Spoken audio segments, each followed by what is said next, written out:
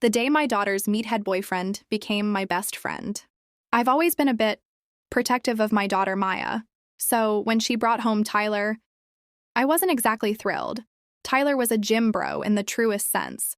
Massive shoulders, a neck wider than my future, and he wore those stringer tank tops that leave nothing to the imagination. He called me sir with this terrifyingly firm handshake that felt like it could crush a bowling ball. For 6 months, I was the king of the one-word answer. How's work, sir? Fine. Big game tonight, huh? Yep. I figured if I was cold enough, he'd eventually just melt away. Then, last November, the incident happened. My wife and Maya went out for a girls' spa day, leaving me alone with the Hulk for 4 whole hours. The silence in the living room was so heavy you could hear the dust hitting the carpet.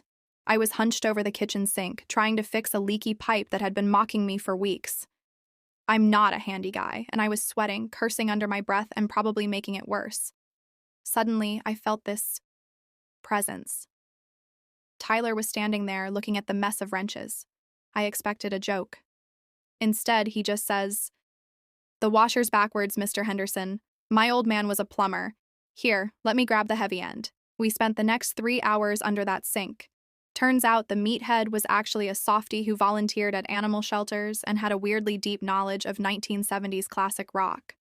We ended up sitting on the kitchen floor, covered in grease, sharing a pack of cheap light beer I keep in the back of the fridge. We weren't talking about Sir and work anymore. We were arguing about whether Fleetwood Mac was better before or after Stevie Nicks joined. When Maya walked in and saw us, laughing our heads off while air drumming to "Go Your Own Way," she thought she'd walked into a parallel universe.